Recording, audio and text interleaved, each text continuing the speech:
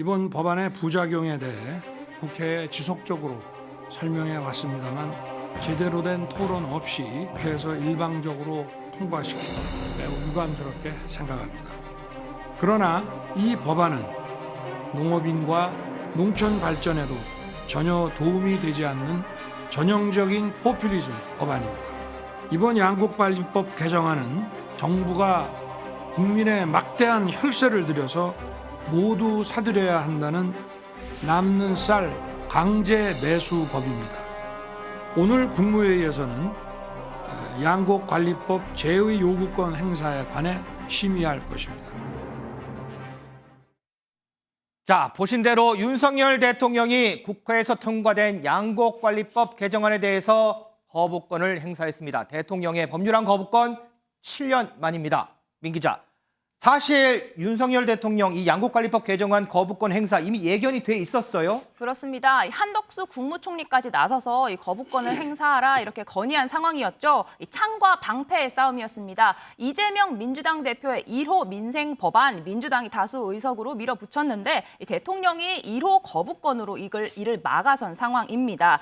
오늘 오전 국무회의에서 방금 보신 대로 윤 대통령 해당 법안은 전형적인 포퓰리즘 법안이다. 남는 쌀을 강제 매수하는 법이다 강하게 비판했는데요. 이 자리에 함께 참석한 이 농림부 장관도 해당 개정안이 쌀을 더 많이 남게 만들고 이를 사는데 국민 혈세가 매년 증가해 2030년에는 1조 4천억 원이 필요해진다며 이 부작용이 우려됐다고 강조했습니다. 박준현 본기자, 국회 잘 아시니까요. 이제 법안이 다시 이제 국회로 돌아오잖아요. 그럼 이거는 어떻게 처리가 되는 거예요? 이제 대통령의 거부권이라는 게 사실은 국회로 다시 제의하라는 요청권입니다. 그렇죠. 재논의하라 이런 뜻인데요. 재논의해서 3분의 2, 200석이 되겠죠. 200석이 다시 찬성을 하면은 그대로 통과가 됩니다. 그런데 지금 현재 그 국민의힘 의석수가 115석이기 때문에 그렇죠. 민주당과 기타 야당이 합쳐도 200석을 넘기기는 어려운 실정입니다. 근데 이제 하나 좀 눈여겨봐야 될 것은 이 법에 대해서 반대한 표가 90표 나왔어요. 국민의힘이 115석인데 90표 나왔거든요. 이건 뭐냐면은 국민의힘의 농촌 지역 의원들도 상당히 부담을 느끼고 있다. 이렇게 좀 해석이 되는 측면이 있고요. 사실은 이게 양곡관리법 현재도 있는 법이고요. 현재는 어떻게 하냐? 현재도 그 정도 예산이 지출되고 있습니다. 네. 다만 정부의 재량에 의해서 지출되고 있습니다. 재량에 의해서 지출되는 것을 법으로 제도하자는 것이 이 법의 취지였는데 여기에 대해서 제가 보기에는 윤석열 대통령이 이제 정책에 대한 이해도가 조금 약하시니까 이 관료들이 의견을 강하게 낸 것 같아요. 우리나라에서 이제 쌀 수매 관련되는 법을 최초로 집행한 게 누가 하면 박정희 대통령이에요. 이중고가제라고 들어보셨죠? 이중고가제. 예. 쌀을 싸게 샀다가 비싸게 방출하는 거. 그다음에 또 추곡 수매. 이런 모든 정책들을 박정희 대통령이 처음 시행했는데 그때도 경제 관료들은 이게 사회주의 법이다. 이렇게 해서 반대했었습니다. 이게 경제 관료들이 가지고 있는 특유의 재정 운영 방식 뭐 이런 것들에 대한 것들인데 아마 윤석열 대통령이 좀 이해도가 좀 떨어지다 보니까 그냥 들으신 것 같지 않나 이런 생각이 들고요. 제가 보기에는 유사법률로 빨리 다시 다른 법을 낸다거나 아니면은 좀 국회에서 좀 시간을 끌면서 여당의 농촌 출신 의원들을 설득하는 방향 이런 것들을 아마 찾을 것 같아요. 자, 그러면 김성수 변호사, 어쨌든 민주당 입장에서는 민주당이 주도를 해서 통과시킨 법안인데 이게 이제 대통령에서 다시 돌아온 거예요. 아무래도 반발이 많을 것 같긴 해요. 네, 맞습니다. 민주당 내에서는 지금 현재 여러 가지 항의가 지금 진행되고 있는 상황입니다. 그래서 대표적으로는 박홍근 민주당 원내대표가 오늘 대통령 거부권은 대통령 마음대로 힘자랑이나 한 제도가 아니다.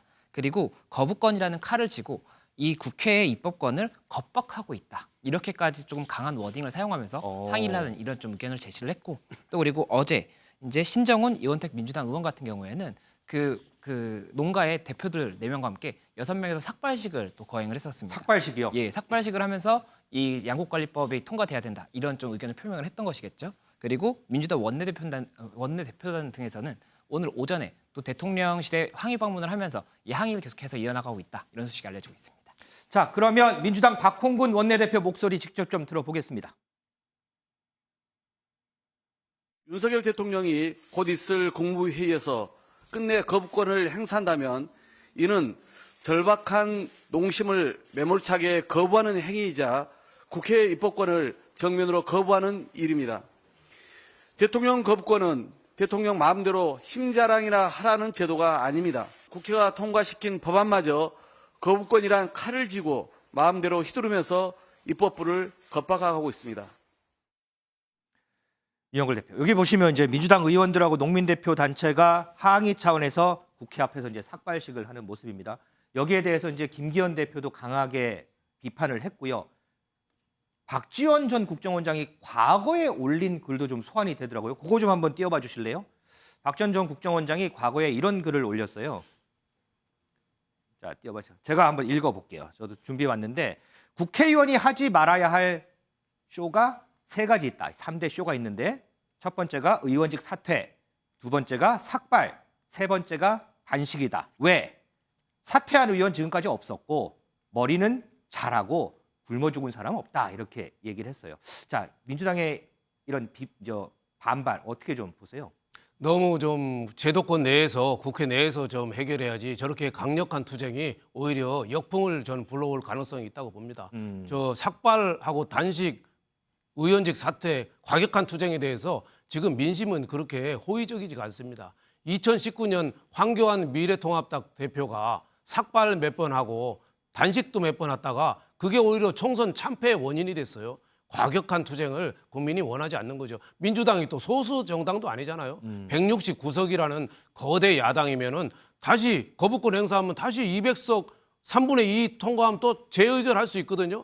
그러면 국회의원 내에서 좀 설득을 해야 되는데 저렇게 삭발하는 게 저 도움이 되는가. 또 삭발한 국회의원들도 신정은 의원, 전남 나주 출신이에요. 거기도 곡창지대죠. 네. 또 그 이원덕 의원, 전북 김제 또 곡창지대예요. 그쪽 표심만 의존한 거 아니냐 뭐 이런 생각이 드는데 저 농민 단체들도 지금 양곡관리법에 대해서 오히려 반대하는 농민 단체도 많습니다. 그래요? 왜냐하면 쌀을 어느 정도 지금도 과잉이라 지금 전국에 양곡 창고가 넘치거든요. 네. 이렇게 되면은 지금 쌀을 줄이고 대체작물 콩이나 우리 밀이나 이런 쪽으로 가야 되는데 이쪽으로 갔던 게 다시 쌀로 돌아와요. 그럼 쌀이 더 늘어요. 쌀은 수출도 잘 안 되거든요. 그럼 어떻게 국가 경제를 감당하겠냔 말이에요. 그래서 그거를 좀 설득하는 쪽으로 해야 되는데 저렇게 머리 깎고 저렇게 무리한 거 한다. 저는 좀 이해가 안 갑니다. 오히려 역풍이 불 가능성도 있다 이렇게 봅니다. 자, 그러면 국민의힘 주호영 원내대표 얘기도 좀 들어볼까요? 어제 민주당은 국회에서 삭발실까지 하며 규탄 대회를 열었습니다. 엑스포 실사단이 국회를 방문하기 직전에 국회 군내에서 삭발식 같은 극한 투쟁을 해야 했는지 참으로 어처구니가 없고 부끄럽기까지 합니다. 민주당은 실패나 잘못을 전혀 인정하지 못하는 정당입니다.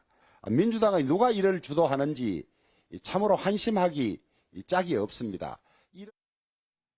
자, 이번 건에 대해서 양쪽의 의견 들어봤고요. 시청자 의견도 좀 볼까요?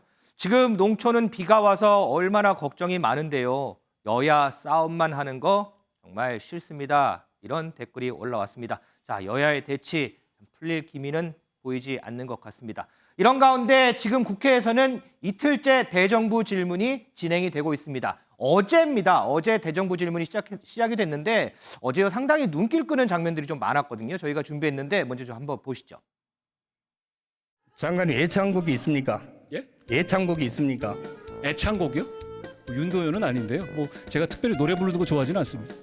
윤석열 정부와 우리 한동훈 장관이 이끄는 검찰을 보니까 우리 한동훈 장관의 애창곡은 김수희의 애모가 생각이 납니다. 말씀하십시오. 네. 말씀하십시오. 그대 앞에만 서면 나는 왜 작아지는가?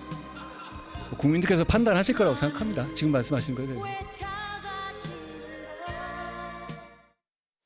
자, 보신 대로요. 대정부 질문에서 애창곡 관련 질문들도 나왔고요. 이 모습 때문에 뉴스에 온통 한동훈 장관 얘기뿐이더군요. 저희가 조금 더 준비했는데 시청자 여러분들 함께 한번 보시죠. 장관 검사할 때 위증, 무고, 깡패, 조폭사 직접 몇 건이나 했어요? 한두 건이라도 했습니까? 제가 많이 해봤는데요. 직접 인지했어요? 당연합니다. 아니 부패 수사만 하지 않았어요? 그것만 하고 어떻게 20년을 합니까? 위원님 아시잖아요. 우리 그 한동훈 부분만 장관 하셨나요? 거짓말하는 거는 여전하시네요. 그거는 자료로 제출해 주십시오. 예? 장관은 헌재가 수사권을 축소했다고 한 거를 인정한다고 하면서 등으로 수사의 영역을 더 확대할 수 있다고 지금 주장하고 있는 거 아닙니까? 그건 상식적인 얘기죠. 생각이 뭐가 필요합니까? 등으로 만들어 놓고 아니 1이라고 써놓고 2라고 해석해달라고 하면 됩니까? 적반하장이네요. 그렇지 않습니다. 초등학생도 그렇게는 국어사전을 해석하지 않습니다. 직권남용죄가 장관님 이게 부패에 해당합니까? 경제에 해당합니까? 어디에 해당하는 거예요? 직권남용죄가 부패 범죄라는 것은 지난 정부의 권익위의 해석이기도 합니다. 알고 계시죠? 장관 코미디 하시네요. 장관 스스로 정의와 상식에 반하는 얘기를 하고 있습니다. 가장 강력하게 검사의 수사권이 헌법상 권리라고 주장하시던 분 대한민국에서 가장 강력하게 위원님이십니다. 왜 바뀌신 거죠? 법 해석도 못하면서 어떻게 대한민국 법 전체를 집행할 수가 있습니까? 제 질문에 답을 안 됩니다. 하시네요. 예.